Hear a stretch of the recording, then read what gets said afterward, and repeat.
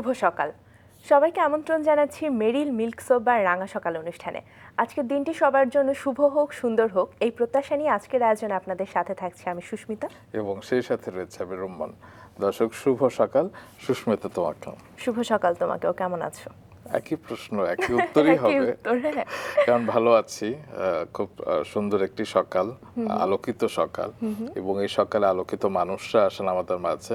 এবং আজকে আমি একটু বেশি এক্সাইটেড, কারণ কিছুদিন আগে আমি একটি অনুষ্ঠানে গিয়েছিলাম যে রাধুনী কীর্তিমতী সম্মাননা। দর্শক সারিতে বসেছিলাম এবং দেখছিলাম যে অনেকেই পুরস্কার পাচ্ছে। আগে তাদের চিন্তাম না স্বাভাবিকভাবে, তবে তাদের দেখে ভেবেছি আসলে মানুষ চাইলে সবকিছু জয় করতে পারে এবং একটু একটু করে বাংলাদেশকে এগিয়ে নিয়ে যাচ্ছে যারা, তাদেরই তো আমরা রাঙা সকাল অনুষ্ঠানে আমন্ত্রণ জানাই এবং তিনিই তাদের মধ্যে অন্যতম। আমরা পরিচিত হয়নি একদম। দর্শক, আজকে আমাদের মাঝে প্রথম ঘন্টা এসেছেন উদ্যোক্তা সুমনা শারমিন। চলুন শুরুতে তাকে স্বাগত জানাই। শুভ সকাল। শুভ সকাল আপু এবং ভাইয়া, কেমন আপনারা আছেন? কেমন আছেন? সরি, আমি আমরা ভালো ভালো আছি। দেখলেন, আমাদের মনের কথা একই হয়ে যাচ্ছে। আপনি কেমন আছেন বললেন, আমিও কেমন আছে বলছি, কিন্তু আপনার মতো সফল হতে পারিনি আমরা। কি বলেন ভাইয়া? কারণ আপনার হাতে আমরা কিছুদিন আগে সম্মাননা পদক পেতে দেখেছি, তবে তার থেকেও আসলে আপনি আরো অনেক বেশি ঊর্ধ্বে, কারণ পদক তো আসলে একটা উপলক্ষ মাত্র, কিন্তু আপনি আপনার কাজের ক্ষেত্রে যেভাবে আলো ছড়িয়েছেন সেই গল্পগুলো আমরা শুনবো। তবে একদম ছোটবেলা থেকে গল্প শুরু করতে চাই। আপনার নামটি কে দিয়েছেন? সুমনা। মোস্ট প্রবাবলি আমার আম্মুর কাজিন দিয়েছিল। আচ্ছা আচ্ছা। আমার এক মামা, ওনার নাম হচ্ছে বাবু মামা। আচ্ছা। তো সমাপ্তি নাম দিয়েছিল ফার্স্টে। ওকে। আমরা 4 বোন ছিলাম তো। জি।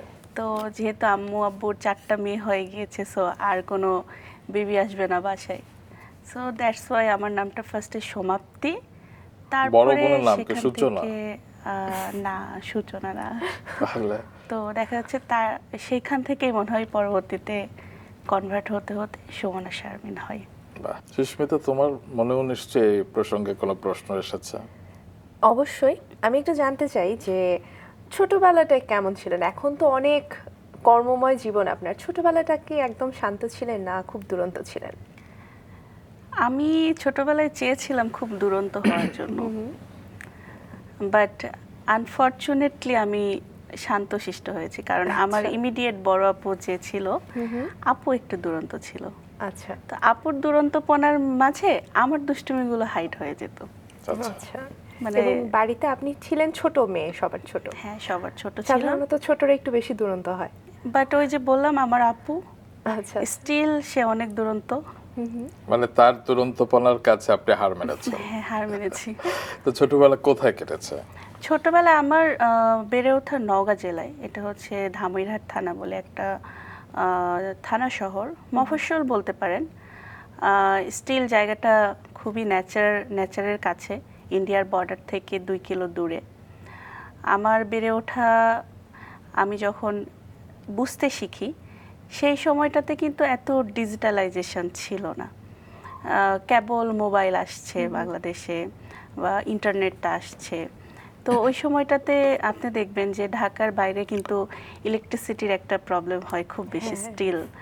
তো ইলেকট্রিসিটি চলে গেলে এই যে হ্যাচাক লাইট বা চার্জার যে লাইটগুলো আছে বা হারিকেন, আপনারা পেয়েছেন কিনা আমি জানি না। অবশ্যই আমি পেয়েছি, বাট এই আলোতে না গল্পের বই পড়ার মজা অনেক ছিল।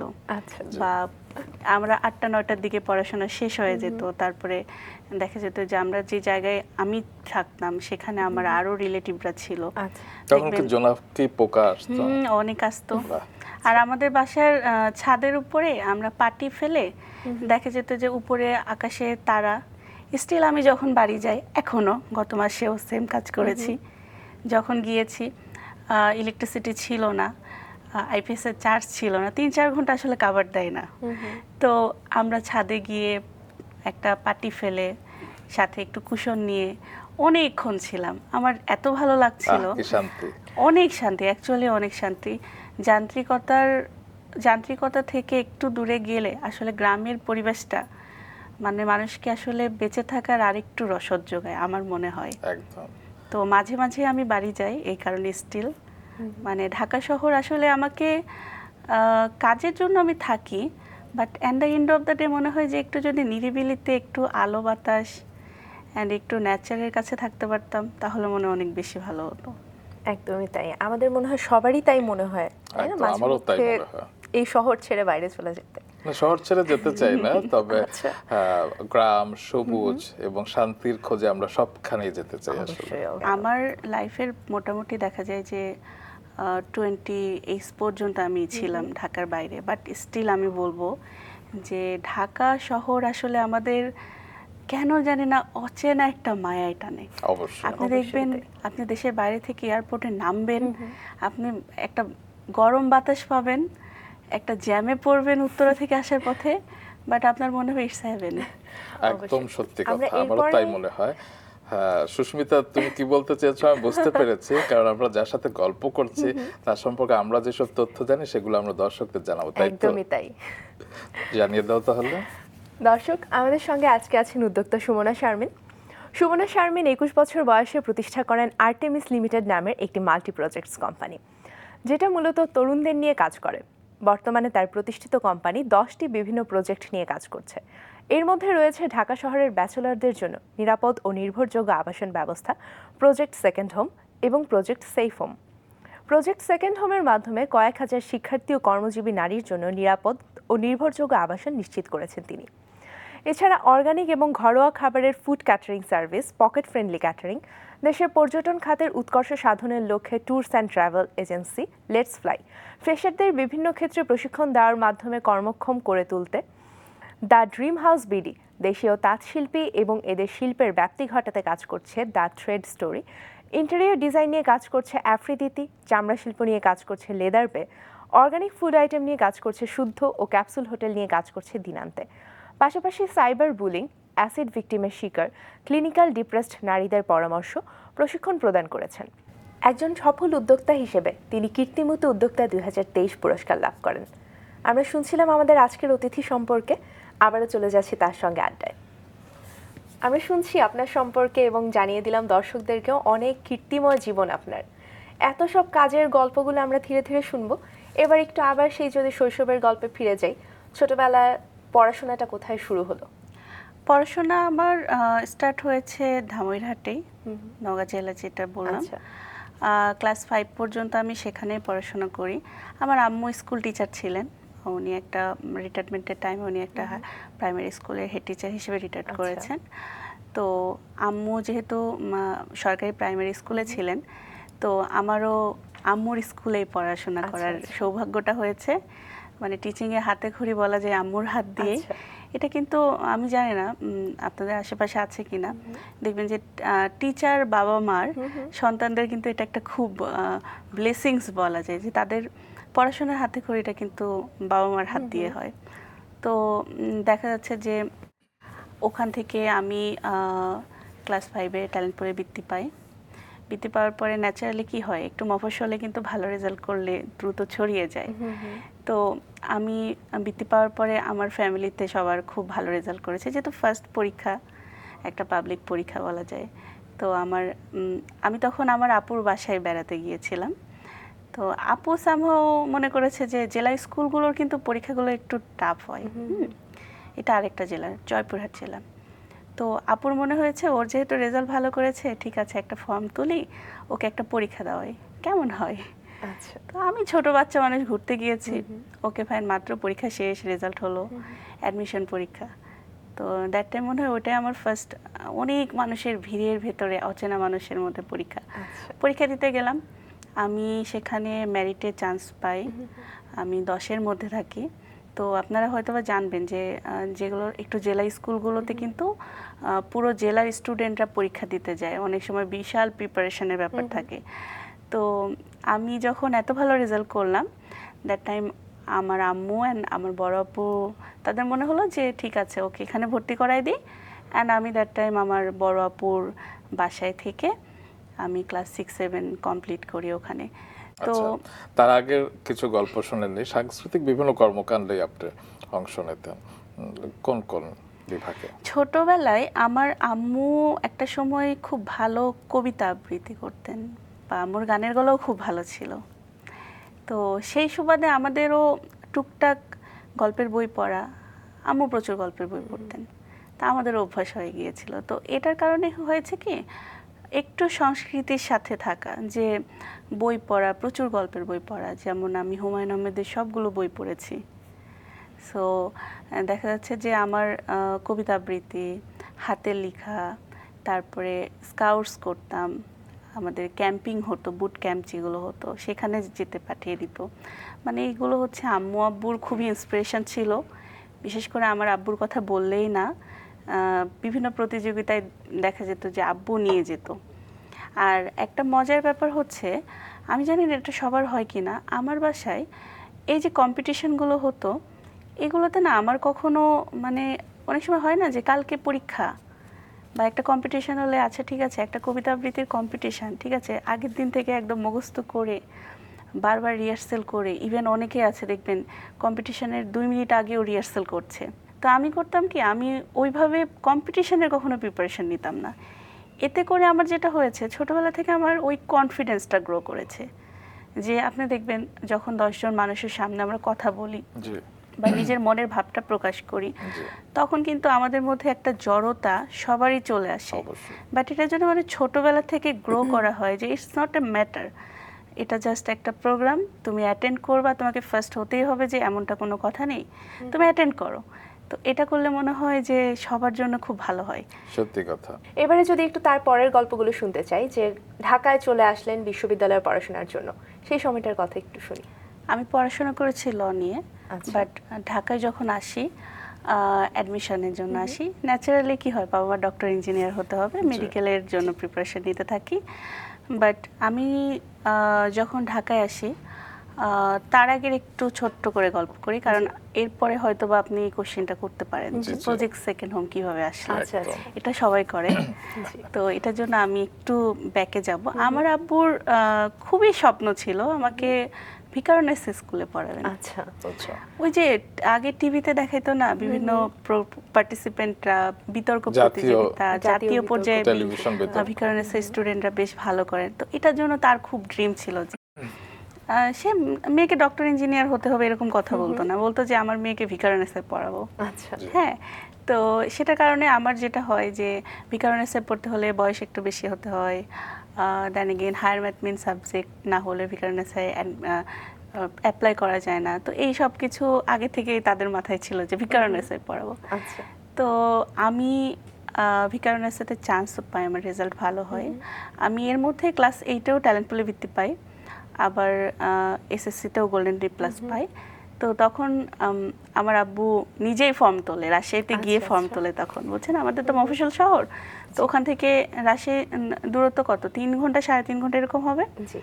তো আমি চান্সও পাই। আচ্ছা। বাট ওই সময় আমার আম্মুর সামহাও, আমাদের যে রিলেটিভরা ঢাকায় থাকেন, তো আম্মুর কোনো এক রিলেটিভকে, আমি নাম বলছি না, তো আম্মুর কোনো এক রিলেটিভকে আম্মু ফোন করে বলে ও তো এরকম চান্স পেয়েছে, তো ওকে আমরা অ্যাডমিশন করাতে চাই। তো আমার আম্মুর রিলেটিভ সামহাও ডিসকারেজ করে। আচ্ছা।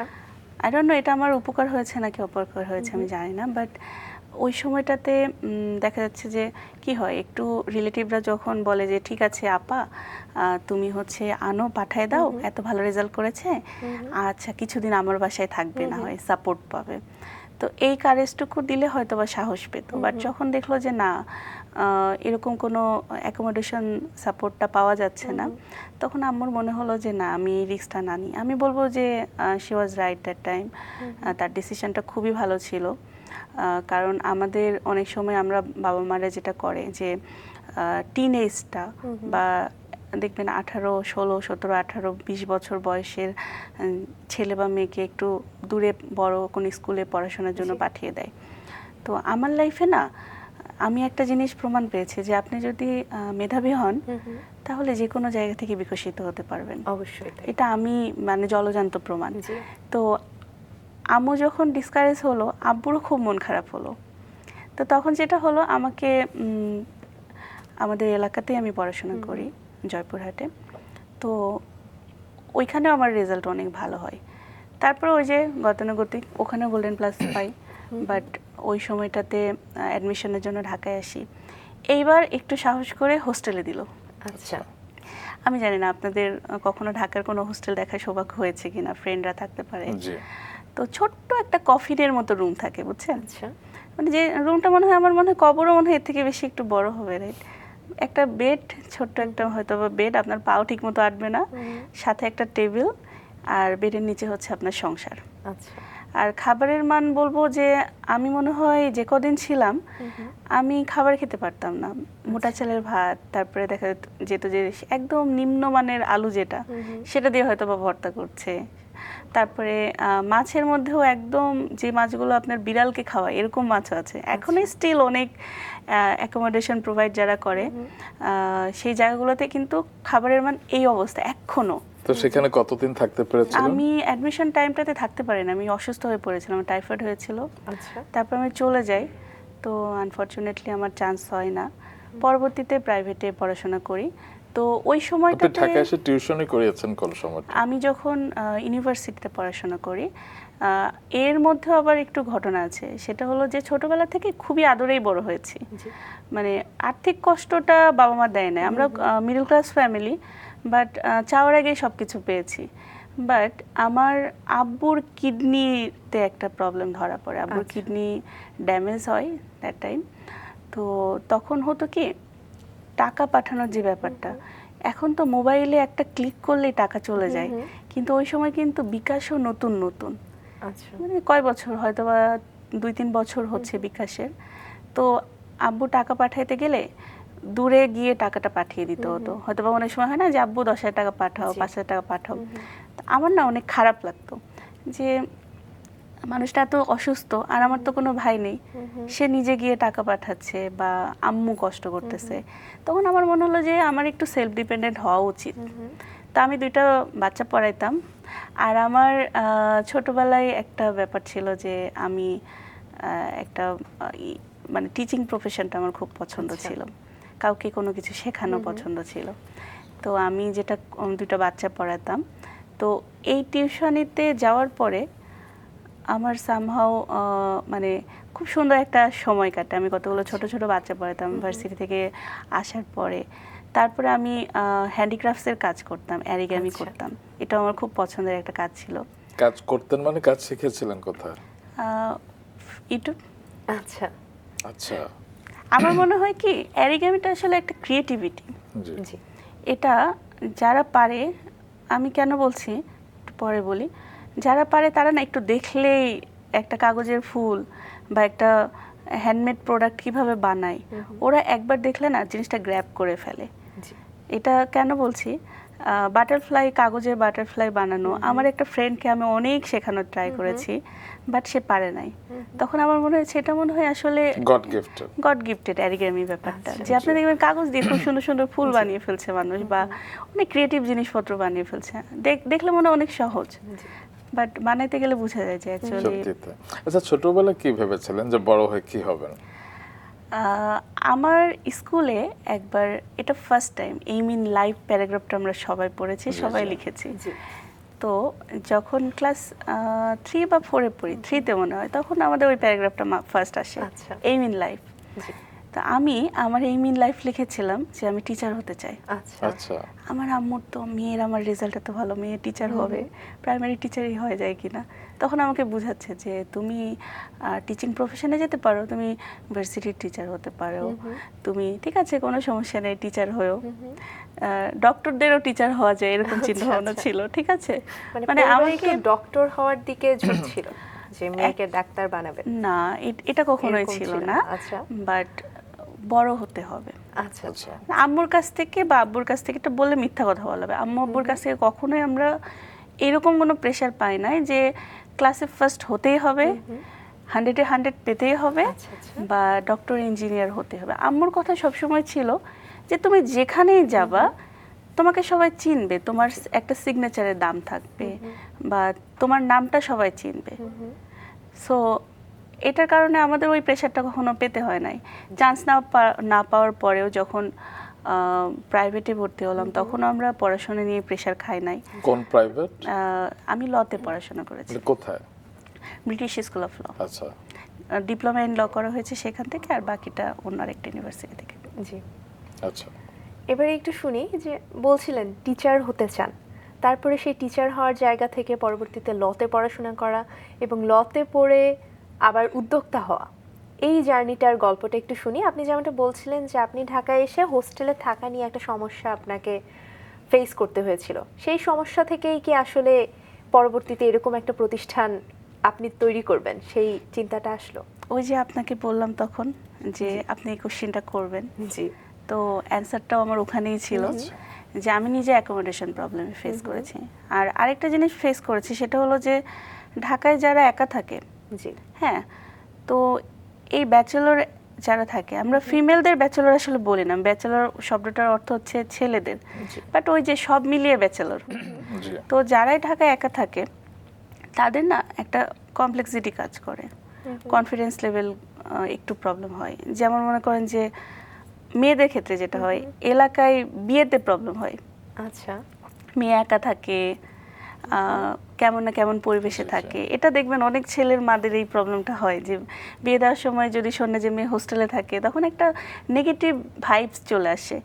তো আমার কথা ছিল যে আমি এমন একটা অ্যাকোমোডেশন প্রোভাইড করব বা এমন একটা প্রতিষ্ঠান প্রোভাইড করব যেখানে একটা ফিমেল থাকার পরে সে যেন প্রাউডলি বলতে পারে যে আমি এই জায়গায় থেকেছি, যেটা 100% সিকিউর, একটা প্রিমিয়াম ভাইবস দিবে। বা একটা থাকে না, আমরা অনেক সময় সবাই তো ঢাকায় সবার বাড়ি থাকে না, আবার দেখবেন যে অনেকে আছে বাবা মা দেশের বাইরে থাকে, হয়তো বা 3-4 মাসের জন্য সে বাংলাদেশে এসেছে এক্সপ্লোর করার জন্য, বা সে কোনো একটা কাজের জন্য এসেছে। আপনি দেখবেন অনেক বড় বড়, আবার এমন অনেকেও আছে যাদের ঢাকাতেই হয়তো বা বাড়ি আছে, বাট একা একটা মেয়ের কিন্তু ঢাকায় থাকা একটু টাফ। বুয়া আসবে কিনা, রান্না হবে কিনা, এই সব কিছু ম্যানেজ করে চাকরি করা, এটাও টাফ। তো এই সব কিছু মিলিয়েই আসলে প্রজেক্ট সেকেন্ড হোমের যাত্রা, যে আমার প্ল্যানিং ছিল এমন একটা লাইফস্টাইল আমি প্রোভাইড করব সবাইকে, যেটাতে করে সে সুন্দর একটা লাইফ পাবে, যে at the end of the day বাড়ি গিয়ে তার রুমটা গুছানো থাকবে, বাড়িতে যেরকম ফ্লেভার আমরা পাই, যে প্রজেক্ট সেকেন্ড হোমে আসার পরে তার রুমটা গুছানো থাকবে হোটেলের মতো, তার খাবারটা টেবিলে থাকবে, তার হাউসকিপার তার কাপড়গুলো ওয়াশ করে দিবে। তো এইটা পেলে হয় কি, একটা মেয়ে যখন অফিস থেকে বাড়ি আসে বা ভার্সিটি থেকে বাড়ি আসে, সে তো একটা কাজের জন্যই ঢাকায় আছে, তাই না? না হলে তো সে হয়তো বিয়ে করে সংসার করে ফেলতো বা বাবা মার সঙ্গে থাকতো। তো সে একটা 2-3 বছরের একটা জার্নি করার জন্য এসেছে ঢাকায়, স্ট্রাগল ক্যারিয়ার নিয়ে জার্নি করার জন্য। তো যখন দিন শেষে সব কিছু গুছানো থাকে, তখন কিন্তু টায়ার্ডনেসটা কাজ করে না। আপনি দেখবেন বাসায় গিয়ে ফ্রেশ হয়ে একটু গল্পের বই পড়ছে, মুভি দেখছে, বা পরের দিনের প্রিপারেশন নিচ্ছে। আদারওয়াইজ যখন বাসায় গিয়ে যদি দেখে যে তার প্লেট পরিষ্কার করতে হবে, রান্না করতে হবে, একটা মানুষের জন্য সবকিছু, বাট সবকিছু কিন্তু নোংরা হবে একজন মানুষের জন্য, বা কাপড় পরিষ্কার করতে হবে, সেটা থেকে কিন্তু লাইফের একটু সময় নষ্ট হয়ে যায়। তো এই সব কিছু মিলিয়েই প্রজেক্ট সেকেন্ড হোম এমনভাবে ডেভেলপ করা হয়েছে যেন শুধুমাত্র যে পার্মানেন্ট যারা থাকে তারা না, ঢাকার বাইরে থেকে অনেক মেয়েরা আসে, ট্রিটমেন্টের জন্য আসে। অনেক সিনিয়র সিটিজেন আছেন, হয়তোবা ঢাকার বাইরে তার ছেলে বা মেয়ে থাকে, এখন তার ট্রিটমেন্টের প্রয়োজন। তো সেক্ষেত্রে কিন্তু অনেক সময় ছুটি পাওয়াটা একটু টাফ হয়ে যায়। তা আমাদের প্রজেক্ট সেকেন্ড হোম যেটা করে, সেই প্যারেন্টসকে বা সেই ফিমেল বয়স্ক যিনি থাকেন তাকে রিসিভ করা, তাকে ডক্টর দেখানো, আমাদের অ্যাকোমোডেশনে রাখা, তারপর তাকে আবার সেফলি তার বাসায় পৌঁছিয়ে দেওয়া, এই সার্ভিসটাও কিন্তু আমাদের খুবই পপুলার একটা সার্ভিস। প্রজেক্ট সেফ হোম যেটা, এটি আসলে শুরু হয়েছিল কবে? আমাদের যাত্রা শুরু হয় 2016 থেকে। 16। এটা কোথায় আছে কিংবা অফিস কোথায়? আমার অফিস এখন ধানমন্ডি 3 নম্বর। আচ্ছা। আমাদের এখানে একটা পুরো বিল্ডিং এ এখানে আমাদের প্রজেক্টও আছে, আমাদের অফিসও আছে, এছাড়াও আমাদের বিভিন্ন লোকেশনে আছে। মোট কতজন কর্মীদের শুরু করেছিলেন এবং এখন কতজন আছে? ম্যাক্সিমাম কোম্পানি বা স্টার্টআপ যেটাই বলেন, সব কিছু শুরু কিন্তু হয় ওই একজন দিয়েই, তারপরে ধীরে ধীরে এটা নাম বাড়ে, কর্মী বাড়ে। তো আমি যখন স্টার্ট করি আমার পাশে আরও 2-3 জন ছিল। তো দেখা যাচ্ছে যে তারা বিভিন্ন দায়িত্ব পালন করেছে। তো সব কিছু করতে করতে এখন আমাদের টোটাল এক্সিকিউটিভ লেভেলে 30+ হেড অফিসে বসে, আর সব মিলে 150 জনের উপরে কর্মী কাজ করছে এখানে। আচ্ছা। চমৎকার।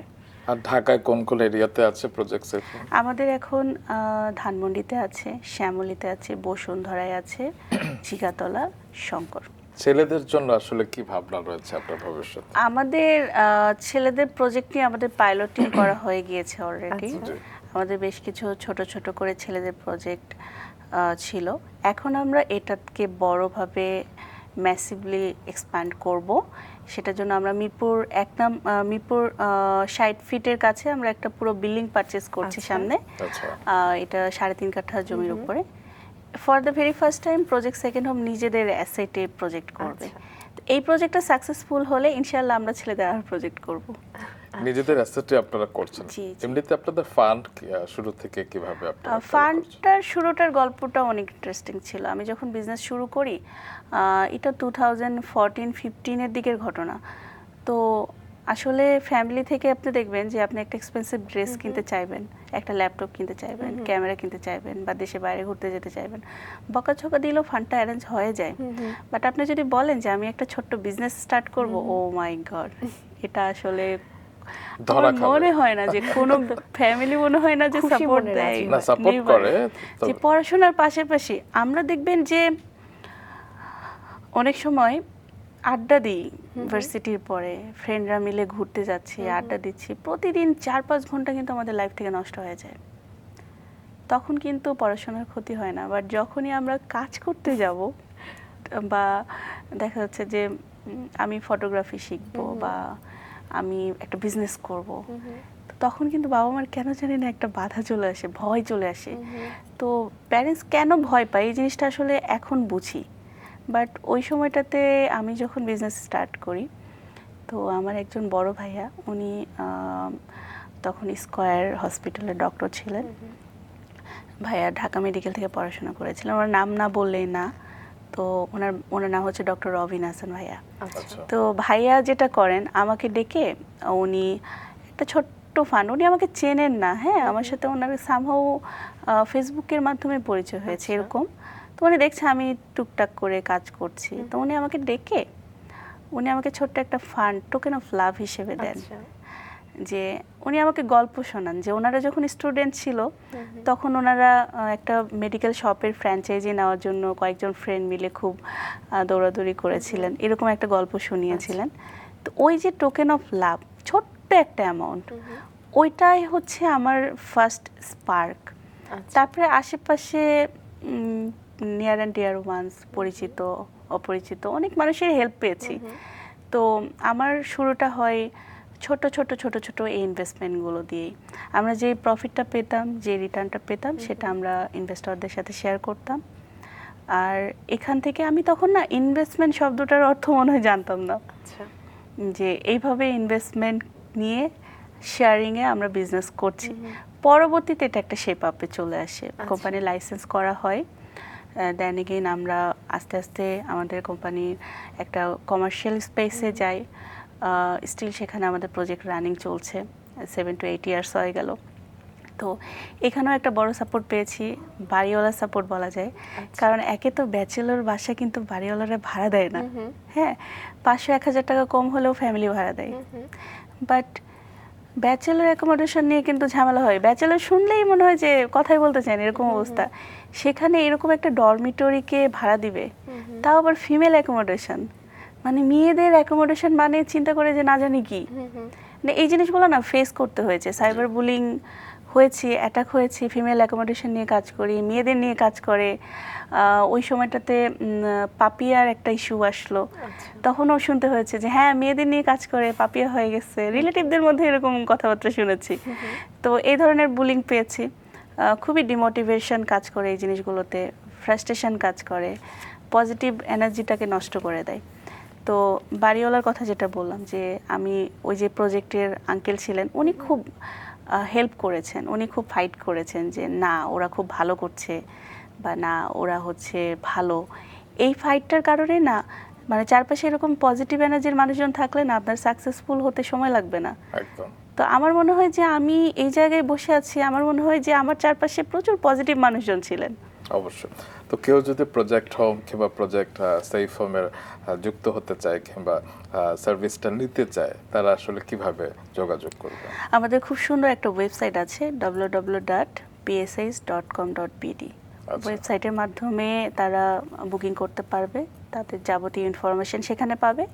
এছাড়া আমাদের ফেসবুকে 2 লাখ মেম্বারের একটা পেজ আছে, সেখানেও আপনি ইনবক্স করে অ্যাসিস্ট করবে আপনাকে, বা আপনারা আমাদের কন্ট্যাক্ট নাম্বার যেটা থাকে কন্ট্যাক্ট নাম্বারে কল করলেও ফুল অ্যাসিস্ট করে। আর ম্যাক্সিমাম টাইম প্যারেন্টস বুকিং হয়, তো সেক্ষেত্রে আমাদের কাস্টমার কেয়ারটা বেশি স্ট্রং, আচ্ছা, কারণ বাবা মা এসে বুকিং করে, তাদের একটা প্রপার সম্মান দেওয়া বা তাদের একটা টেক কেয়ার করে, এই জিনিসগুলো সুস্মিতার আমাদের যদি ভালো মন করে। খারাপ হয় এবং গিয়ে যদি বলে যে আমি একদিন থাকতে চাই, আমাদের এখানে মি টাইম স্পেন্ড করার একটা ফ্যাসিলিটিস আছে। Wow. আচ্ছা, চমৎকার। সিঙ্গেল রুম, অনেক সময় হয় না যে বাসায় হয়তো ছোট বাচ্চা কাচ্চা আছে, বা কালকে আমার জি। বড় একটা পরীক্ষা বা একটা প্রোগ্রাম, আমার একটু রিল্যাক্স টাইম লাগবে বা একটু স্টাডি করতে হবে, রিলেটিভ আসছে বাসায়, তো এরকম হলে কিন্তু অনেক আপুরা আসে।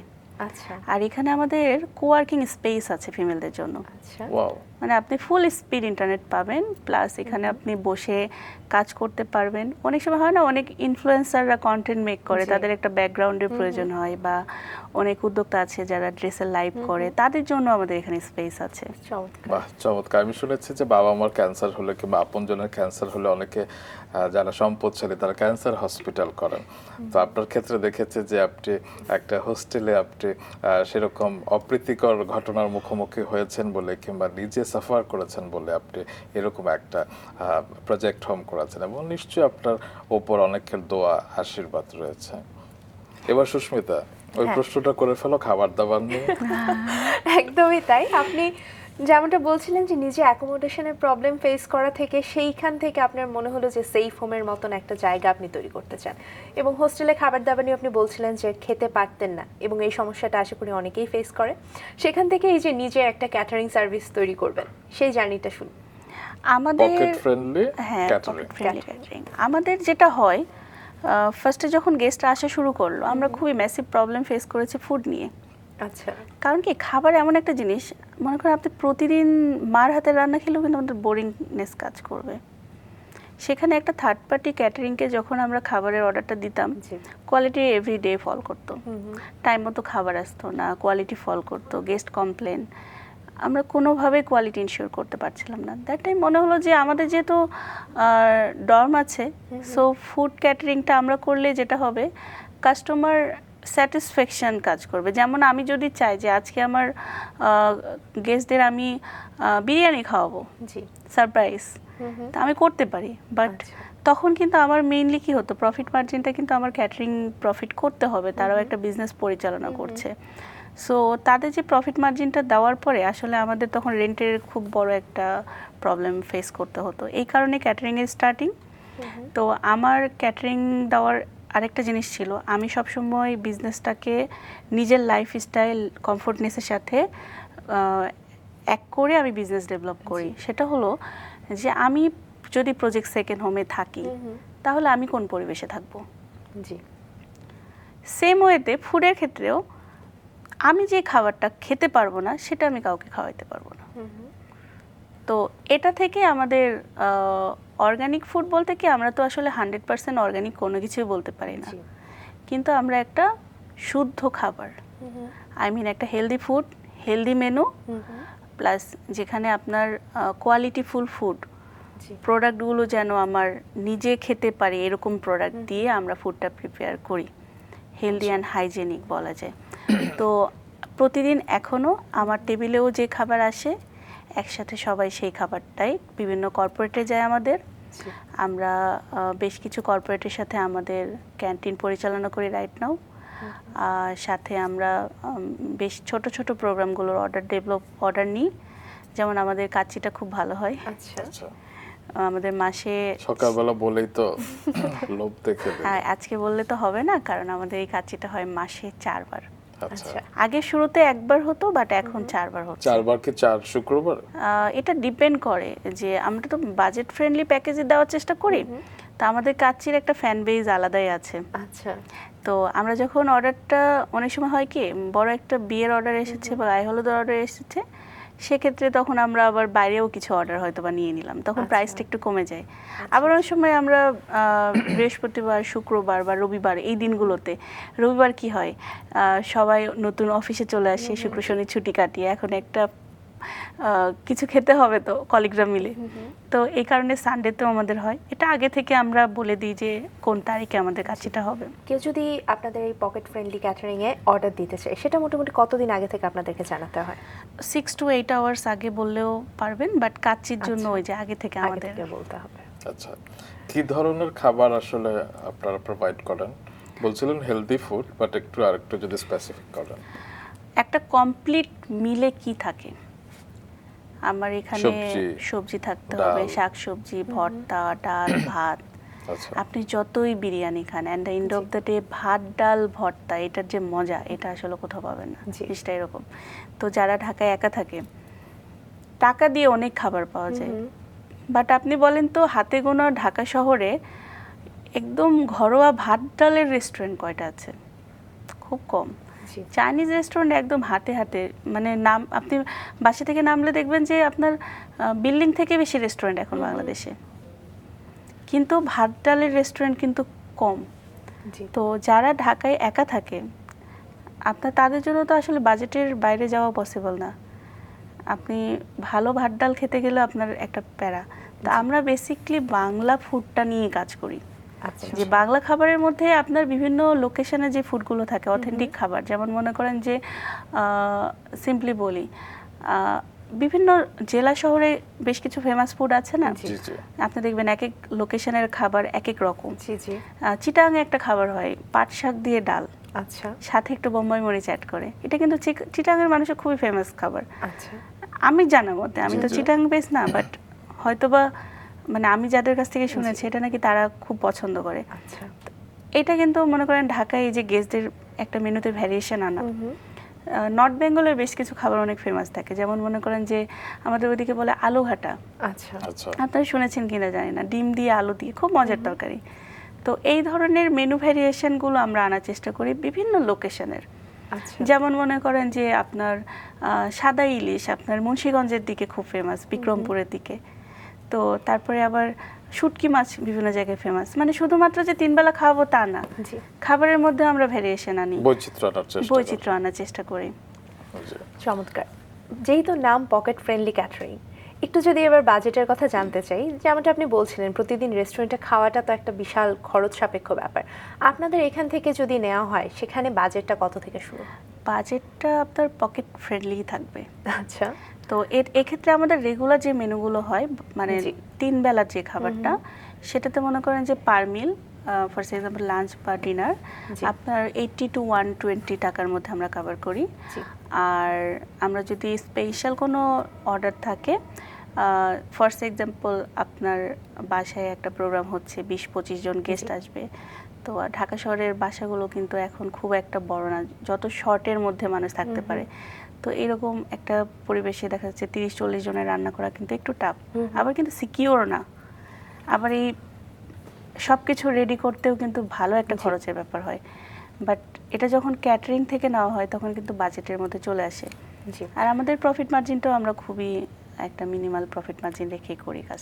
আমরা খাবার দাবারের গল্প শুনলাম, তারপরে থাকবার গল্প শুনলাম, এবার আমরা একটু উঠতে চাই, লেটস ফ্লাই সম্পর্কে শুনতে চাই। আমরা জানি যে এর পেছনে একটা অসাধারণ গল্প রয়েছে, সেটি কি?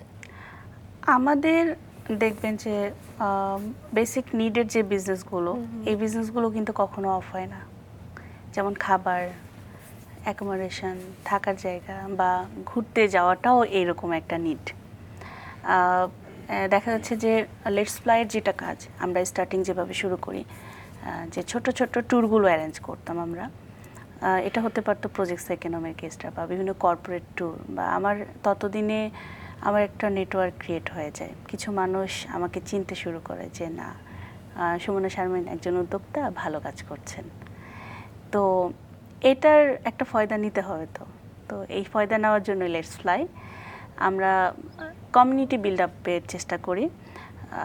এটা আমরা যখন শুরু করি তখন ঢাকার আশেপাশের বিভিন্ন জায়গায় ট্রিপ করতাম, ডে ট্রিপগুলো হয় না যে অফিসের পরে বাচ্চা কাচ্চা কোথাও ঘুরতে যেতে চায়। এখন আপনি যদি একা ঘুরতে যান তখন কিন্তু দুইটা প্রবলেম হয়, একটা হচ্ছে বাজেটের ব্যাপার আর একটা ট্রান্সপোর্টেশনের ব্যাপার। তো সেক্ষেত্রে কিন্তু যাওয়া হয়ে ওঠে না। বাট যখন একটা গ্রুপ ট্যুরে যাবেন তখন আপনার সময়ও কাটলো, বাচ্চারা আরও 2টা বাচ্চা পেলো। জি। দেখবেন যে খোলা মাঠে তারা একটু ফুটবল খেলছে, আরও একটা ফ্যামিলির 2টা বাচ্চা এসেছে। ক্যাম্পিং, গ্রুপ ট্যুর, এই জিনিসগুলো কিন্তু বেশ ভালো কাজ করে। আর আমি প্রচণ্ড ট্রাভেল ফ্রিক একটা মানুষ, আচ্ছা। প্রচণ্ড মানে প্রচণ্ড লেভেলের। আমি যদি চিন্তা করে যে আজকে ইন্টারভিউ দিয়ে গেলাম, আমার ভালো লাগছে না, আমি হয়তো বা একটু পরে ভাইয়া ফোন দিয়ে জানতে পারবে আমি চলে গিয়েছি আরেক জায়গায় ঘুরতে। ইন্টারভিউ দিয়ে ভালো লাগছে না আপনার? মানে ওই যে অনেকক্ষণ কথা বলতে হচ্ছে, তো সেটার কারণে হয়তো বা আমার একটু মনে হলো যে না, আমার এখন একটু বোর লাগছে। ছি ছি। বিষটা এরকম। আচ্ছা, বা যদি অনেক সময় দেখা যায় না, ইন্টারভিউ দিয়ে আমাদেরকেও সঙ্গে নিয়ে ঘুরতে গেলে আমরা হ্যাঁ, আছি, তাই না? একদম। কিন্তু ঢাকার বাইরে তো না হয় গেলেন, কিন্তু ঢাকার ভেতরে যে ঘোরার তেমন কোনো জায়গা নাই, এক্ষেত্রে কি করা? আমরা ঢাকার ট্রাভেল লেটস প্রায় যেটা, আমরা তো দেখা যায় যে শুধুমাত্র ঢাকার ভেতরে আসলে ঘোরার জায়গা কি আছে? রেস্টুরেন্ট আর সিনেমা হল ছাড়া আর কিছুই নেই। আমি গত পরশুদিন আমার খুব বিরক্ত লাগছিল শপিং মল। শপিং, মানে আমার খুবই বিরক্ত লাগছিল যে আমি অফিস থেকে আসার পরে, অফিস থেকে বিকেলবেলা এসেছিলাম, তখন আমার মনে হচ্ছিল যে মানে আই ক্যান্ট ব্রিথ, আমার একটু হাওয়া দরকার। জি। বাট আমি চিন্তা করলাম যে আসলে আমাদের ঘোরার জায়গা কোথায়? রেস্টুরেন্টে গিয়ে গিয়ে খেয়ে খেয়ে আমরা পুরো ফুটবল হয়ে যাচ্ছি, আমাদের আমি হচ্ছি, এক্সারসাইজের কোনো আপনারা প্লেস হচ্ছেন না। নাই, জি। এক্সারসাইজের কোনো প্লেস নাই, বা একটু মাঠ নদীর কম। পার, মাঠ কম, মানে বাচ্চারাও একটা মানে এমন একটা পরিবেশে বড় হচ্ছে, ডিজিটাল যুগ, মোবাইল। আমার কাজিনদের মধ্যে কয়েকজনকে দেখলাম সেম অবস্থা, কারোর সঙ্গে কথা বলে না, বাসা থেকে বের হয় না। মানে আমি বলবো না এটা মানসিক সমস্যা হয়ে যাচ্ছে কিনা। তখন আমরা একটু বের হয়ে পূর্বাচলের দিকে গিয়েছিলাম। আচ্ছা। পূর্বাচল কিন্তু এখন ঢাকার ভেতরে বলা যায়, আমাদের এক্সপ্রেসওয়ে হয়ে খুব কাজে দিয়েছে ব্যাপারটা, যে বেনিফিটগুলো কিন্তু আমরা পাচ্ছি। জি। তো খুব শর্ট টাইমে হয়তো বা 30 মিনিটসের মতো লাগলো পূর্বাচলে গিয়ে ওখানে বসে একটু আড্ডা টাড্ডা দিয়ে আমরা আসলাম। তো লেটস ফ্লাই নিয়ে যেহেতু কথা হচ্ছে, আমরা ঢাকার আশেপাশে ট্রিপ করতে করতে আমরা ঢাকার একটু বাইরে যাওয়া শুরু করলাম। ঢাকার বাইরে বিভিন্ন প্রিমিয়াম রিসোর্টগুলোতে ডে ট্রিপে নিয়ে যেতাম, তারপরে নাইট স্টে শুরু হলো। এরপরে আমাদের আবার একটা কোর একটা ট্রিপ হয় ফিমেলদের নিয়ে শুধুমাত্র। আচ্ছা। তো এটার পরে আমরা আরেকটা জিনিস করলাম, সেটা হচ্ছে দেশের বাইরে ইন্টারন্যাশনাল ট্রিপগুলো। এখন রাইট নাও আমাদের 3টা কান্ট্রিতে আমরা ট্রিপ করছি, একটা হচ্ছে ওমরা, মালদ্বীপ আর নেপাল। তো যেটা আমি বুঝতে পারছি, অন্ন, বাসস্থান এবং ভ্রমণ, এই তিনটের আপনারা সজাগ আছেন সেই ব্যাপারে। তবে পাশাপাশি আরো কিছু বিষয় আপনারা কাজ করছেন, যেমন ফ্রেশারদের প্রশিক্ষণ দেওয়ার জন্য বিভিন্ন রকম উদ্যোগ আপনারা গ্রহণ করেছেন, শুনি সে সম্পর্কে। আমাদের একটা কনসার্ন আছে, ড্রিম হাউস বিডি।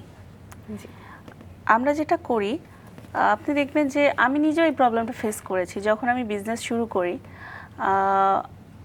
কথা বলার অনেক মানুষ আছে, but at the end of the day হাতে ধরে বা টেনে তোলার মানুষ খুবই কম। আপনি দেখবেন ফেসবুকে আপনি যখন কোনো একটা পোস্ট দিবেন অনেক suggestion, but at the end of the day আপনার যে জিনিসটা দরকার সেটা কিন্তু আপনি পাচ্ছেন না। তো এই প্রবলেমটা থেকে আসলে ফ্রেশারদের একটা স্কোপ করে দেওয়ার চান্স। আমি নিজেও কিন্তু ফ্রেশার, আমি নিজেও শিখছি, অনেক কিছু শিখছি, আমি অনেক কিছু জানি না, আমার আরও জানতে হবে। বাট প্রবলেমটা হচ্ছে জানবো কার কাছ থেকে। তো এই জানবো কার কাছ থেকে, এই কোশ্চেনটা থেকেই আমাদের ড্রিম হাউস বিডির যাত্রা শুরু। আমাদের কথা হচ্ছে যে যখন আপনি দেখবেন আপনার বারাক ওবামার মেয়ের একটা গল্প খুব ভাইরাল হয়েছিল, যে আপনারা পড়েছেন কিনা আমি জানি না, রেস্টুরেন্টে ভ্যাকেশনের রেস্টুরেন্টে কাজ করতো। তো আপনি দেখবেন শুধু বারাক ওবামার মেয়ে না, এরকম বহির্বিশ্বে অনেক জায়গায় অনেক অনেক টপ মোস্ট মানুষজনের ছেলে মেয়েরা কিন্তু বিভিন্ন সামার ভ্যাকেশনে বা বিভিন্ন ভ্যাকেশনে বিভিন্ন পার্ট টাইম জব করে। কিন্তু আমাদের দেশে কেন জানি না, মনে করেন ফুড পান্ডায় কেউ একটা ডেলিভারি কাজ করছে, একটা স্টুডেন্ট, ক্রিটিসাইজ করা হয়, আজে বাজে কথা বলা হয়, হয়তো বা বাবা মা কিছু বলছে না, যে ঠিক আছে আমার ছেলে কাজ করছে, বাট আত্মীয় স্বজন কথা বলে ফেলে, হ্যাঁ ও তো এই করে সেই করে। যেমন আমারও শুনতে হয়েছে, আরে ও তো হোস্টেল চালায়, আরে ও তো ওই ভাতের বিজনেস করে, এই ধরনের কথাবার্তা শুনতে হয়েছে। তো ওই ছেলেটাকে কিন্তু শুনতে হয়, কিন্তু ওই যে মোটিভেশনের দরকার, যে কাজ করছে সে তো চুরি করছে না। ছোটবেলা থেকে হার্ড মানি ইনকাম করলে কি হয় জানেন, আপনার লাইফটা সম্পর্কে আরো ব্রডলি বুঝতে পারবেন যে জীবন আসলে কি, 5 টাকা ইনকাম করতে কেমন কষ্ট হয়।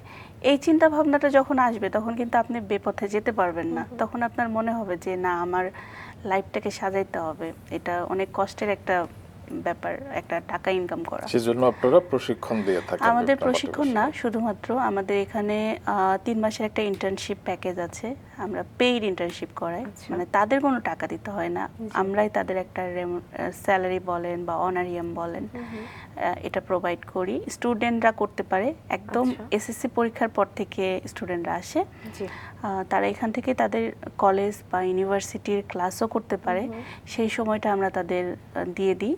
তারা ক্লাসের পরে তারা এখানে অফিস করে। তো বেসিক যে জিনিসগুলো প্রয়োজন, আপনি দেখবেন যে উদ্যোক্তা যদি কেউ হতে চায়, এক ডক্টরও কিন্তু উদ্যোক্তা হয়, বাট একজন ডক্টর যখন উদ্যোক্তা হয় সে কি ফাইন্যান্স বুঝবে, এইচআর বুঝবে? এগুলো কিন্তু বুঝবে না, এগুলো কিন্তু আলাদা আলাদা সাবজেক্ট, বাট তার এগুলো শিখতে হয়। আমরাও কিছু বিষয় বুঝতে চাই, হাতে খুবই কম সময়। সুস্মিতা বলে ফেলো বাকি বিষয়গুলো নিয়ে। সেটাই আমি আসতে চাচ্ছিলাম, যে খাদ্য হলো, বাসস্থান হলো, এবং আরেকটি যে মৌলিক চাহিদা বস্ত্র, সেটি নিয়ে আপনি কাজ করছেন, সেই গল্পটা একটু শুনি। আচ্ছা, আমাদের একটা ক্লোদিং ব্র্যান্ড আছে, দ্য ট্রেড স্টোরি, আমাদের ধানমন্ডির 3 নম্বর, এটা ছোট্ট একটা আউটলেটও আছে।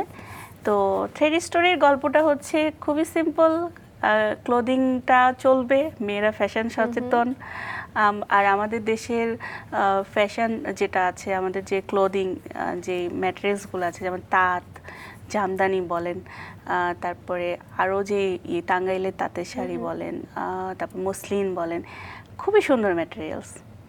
এই জিনিসগুলোকে আসলে মনে হয় যে আমরা যখন প্রমোট করব, তখন আমাদের নিজেদেরও কালচারটাকেও প্রমোট করা হবে। আপনি পার্শ্ববর্তী দেশের যদি ওদের ফ্যাশন সেক্টরে যান, দেখবেন যে ওরা বিভিন্ন লোকেশনের বিভিন্ন ফেমাস যেই ক্লথগুলো আছে সেগুলো নিয়ে কাজ করে, প্রমোট করে। তো সেটা দিয়ে ট্রেড স্টোরি শুরু হয়েছিল। এটা শুরু হতে হতে আমরা যেটা একটা দেখলাম, মার্কেটে ক্লোদিং রেন্টালের বেশ চাহিদা, বিশেষ করে স্টুডেন্ট যারা আমি তো ওই যে ব্যাচেলর নিয়ে কাজ করি, সো আমার সাথে এটাও কানেক্টেড, যে একটা মেয়ে যখন ইউনিভার্সিটিতে পড়ে বা জব করে, তার কিন্তু বিভিন্ন অকেশন থাকে, পহেলা বৈশাখ থাকছে, ফাল্গুন থাকছে, বা অফিসের কোনো একটা প্রোগ্রামে শাড়ি পরতে হবে, প্রেজেন্টেশন দিতে হচ্ছে, স্টুডেন্টদের দেখা যায় যে প্রেজেন্টেশন লেগেই থাকে। তো এটাতে কিন্তু বিভিন্ন শাড়ির প্রয়োজন হয়। আবার বিয়ে খেতে গেল তখনও মেয়েরা শাড়ি পরে, অর্নামেন্টস পরতে হয়। তো এই প্রোডাক্টগুলো কিন্তু যারা একা থাকে বা হলে থাকে, তারা কিন্তু সব রেখে দিতে পারে না সাথে, কারণ ওই যে ছোট্ট একটা ট্রাঙ্ক, ছোট্ট একটা আলমিরার ভিতরে তার 4 বছরের সংসার, ছোট ছোট পাতিল, এগুলো নিয়ে তার সংসার। তো এইটা থেকে আমাদের ট্রেড স্টোরিতে একটা আমরা মার্কেট দেখলাম, যে ক্লোদিং রেন্টালের মার্কেটটা বেশ বড়। এখানে আরেকটা জিনিস হচ্ছে, আপনি দেখবেন বড় বড় যে সেলিব্রিটিরা আছে, তাদের কিন্তু ড্রেস স্পন্সর করা হয়। তো তাদের এই স্পন্সরশিপের ড্রেসগুলো যখন এক্সপেন্সিভ হয়, এটা দেখে কিন্তু আমাদেরও পরতে ইচ্ছা করে। তো এই এক্সপেন্সিভ যে ড্রেসগুলো আছে, বিভিন্ন ডিজাইনার কালেকশন আছে, এইগুলো হচ্ছে ট্রেড স্টোরি রেন্টাল করে। রেন্টাল কনসেপ্টটা দেশের বাইরে খুবই পপুলার, বাংলাদেশেও ছেলেদের আছে, বাট আমরা পাইলটিং করেছিলাম মেয়েদের নিয়ে 3 ইয়ার্স আগে থেকে, তারপরে এখন আমরা আউটলেট বেস চলে গিয়েছি। আরো কয়েকটা বিষয় নিয়ে জানবার ইচ্ছে আছে, খুবই সংক্ষেপে, কারণ আমাদের হাতে একদমই সময় নেই। আফ্রিদিতি, শুদ্ধ, এসব সম্পর্কে যদি বলতেন। আফ্রিদিতি হোম ডেকোর আইটেম নিয়ে কাজ করছে, ঘর সাজানোর জিনিসপত্র, ওই যে খাওয়া হলো, থাকা হলো, কাপড় পরা হলো, এখন তো ঘরটাও সাজাইতে হবে, মানুষের চাহিদা বাড়ে। তো আফ্রিদিতি হোম ডেকোর নিয়ে কাজ করছে, পিলো কভার, কার্টেন। আমাদের পরবর্তীতে ছোট্ট একটা কারখানা দেওয়ার প্ল্যানিং আছে। লেদার বিটা হচ্ছে কর্পোরেট গিফট আইটেম নিয়ে কাজ করে, লেদারের প্রোডাক্টগুলো নিয়ে কাজ করছে। শুদ্ধ আমাদের অর্গানিক একটা এগ্রো, আমাদের নওগাঁ এবং গাজীপুরে 2টা এগ্রো প্রজেক্ট ওপেন হচ্ছে আপকামিং। অ্যাগ্রোবেস রিসোর্ট আমরা করছি সামনে নওগাঁতে। এটা 250 বিঘা জমির উপর আমরা করছি। আর গাজীপুরে এটাতে দুইটা জায়গা আমাদের, একটা 20 বিঘা আর একটা 70 বিঘা। আর দিনান্তে দিনান্তে হচ্ছে ক্যাপসুল হোটেল কনসেপ্ট। এটা আপকামিং, আমরা এটা নিয়ে বিজনেস ডেভেলপ করছি। দেশের বাইরে দেখবেন যারা শর্ট স্টে সিকিং পারসন শপিংয়ে গিয়েছে তারা ক্যাপসুল হোটেলটা খুবই পছন্দ করে। আপনি লাগেজ রেখে হয়তো বা ঘুরতে গিয়েছেন, সলো ট্রিপ যারা করে তারাও কিন্তু ক্যাপসুল হোটেলটা পছন্দ করে। খুব কম টাকায় আপনি এখানে অ্যাকোমোডেশন পাচ্ছেন। আপনি কিছুদিন আগে রাধুনী কীর্তিমতী সম্মাননা পেয়েছেন, যখন পুরস্কারটি হাতে নিলেন সেই মুহূর্তের অনুভূতি কেমন ছিল? এটা আসলে ভাষায় বলে বোঝানো টাফ, কারণ এটা অন্যরকম একটা ফিলিংস। আমি যেটা সবসময় বলি যে মোটিভেশনটা অনেক ইম্পর্টেন্ট ব্যাপার, পজিটিভিটি অনেক ইম্পর্টেন্ট একটা ব্যাপার। যে আপনি যত পজিটিভ মানুষজনের সাথে থাকবেন, যে মানুষগুলো আপনাকে মোটিভেট করবে তাদের সাথে থাকবেন, আপনার কিন্তু দিনের শেষে হাজার কাজ করেন আপনার টায়ার্ড লাগবে না। তো রাধুনীর অ্যাওয়ার্ডটা আমার জন্য আসলে একটা মোটিভেশনের মতো কাজ করেছিল, যে আমি একটা অ্যাওয়ার্ড পেয়েছি, আমার আসলে এটার ভ্যালুটা রাখতে হবে। আমরা স্টিল বিভিন্ন জায়গায় কিন্তু আমরা হোঁচট খাই, বাট মন খারাপ হয়, ডিপ্রেশনে পড়ি, ফ্রাস্ট্রেশনে পড়ি, but at the end of the day পাশে কেউ এসে যদি বলে যে আচ্ছা যা হয়েছে হয়েছে, সামনের দিনগুলো ভালো, দেখবেন একটু গুড ফিল হয়। সেম অ্যাওয়ার্ডগুলোও কিন্তু এরকম, যে আমরা যারা উদ্যোক্তা আমাদের কিন্তু লাইফ আসলে দূর থেকে দেখলে মনে হয় যে খুবই স্মুথ একটা জীবন চলছে। এক্সপেন্সিভ গাড়িতে চড়ছেন, এক্সপেন্সিভ ড্রেস পরছেন, বা এই যে টক শোতে এসে কথা বলছেন, উনি তো টক শোতে কথা বলে এসেছেন, এরকম একটা জিনিস থাকে। But at the end of the day এই পর্যন্ত আসতে যে শ্রমটা দিতে হয়েছে এটা কিন্তু আসলে ভিজিবল না। সেজন্যই আপনাদের হাতে পদক আসে একটা অনুপ্রেরণা দেওয়ার জন্য। পদকের থেকেও আসলে আপনারা অনেক ঊর্ধ্বে, কারণ আপনারা শুধু নিজের জন্য নয়, নারীদের জন্য, সমাজের জন্য, দেশের জন্য কিছু করে যাচ্ছেন। অনেক অনেক কৃতজ্ঞতা আপনার জন্য, আপনাদের টিমের জন্য। ভালো থাকবেন। আপনিও ভালো থাকবেন, আপু আপনিও ভালো থাকবেন।